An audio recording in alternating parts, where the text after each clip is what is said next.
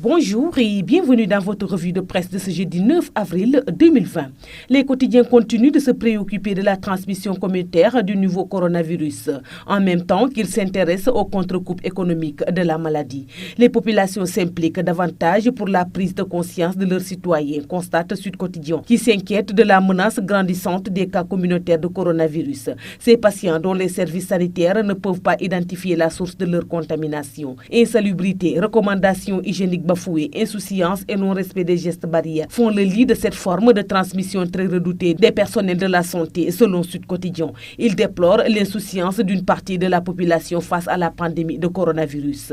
La région de Dakar est l'épicentre des cas de coronavirus causés par la transmission communautaire, selon l'AS, qui évoque la rigueur avec laquelle la prévention est menée par les autorités administratives de la région de Tambacounda-Est. Ces dernières font traquer tous les voyageurs arrivant par des voies de contournement avant de les placés en isolement. Selon le journal, le gouverneur de la dite région a placé en quarantaine 334 personnes. 7 nouveaux cas, dont 5 causés par la transmission communautaire en un seul jour, une première depuis le début de la pandémie au Sénégal. Souligne Source A, la propagation de la maladie est causée en partie par les rassemblements dans les places publiques et les marchés, que le directeur de cabinet du ministre de la Santé juge inadmissible, rapporte le même journal.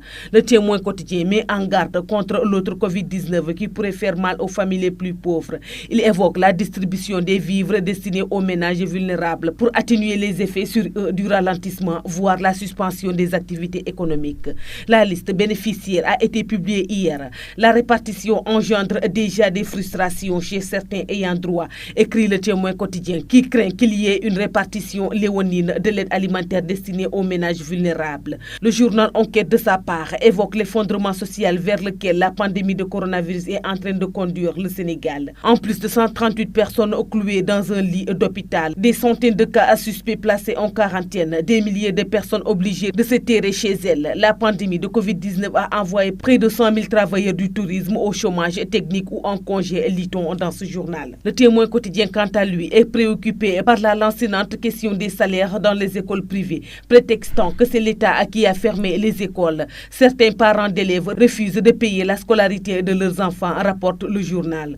Presque tous les secteurs clés de l'économie sont touchés. Le secteur informel est à terre, fait remarquer Tribune. Les familles dakaroises entre stress et retrouvailles, écrit Walf Quotidien. L'état d'urgence donne l'occasion à certaines familles dakaroises de se retrouver, de surmonter la pression du couvre-feu, ajoute-t-il. Mais il y en a qui n'arrivent pas, car la suspension ou le ralentissement de leurs activités économiques réduit leurs revenus et les plonge dans le stress, selon Walf Quotidien. C'est tout pour votre revue de presse du jour. Merci de nous avoir écoutés. Au revoir.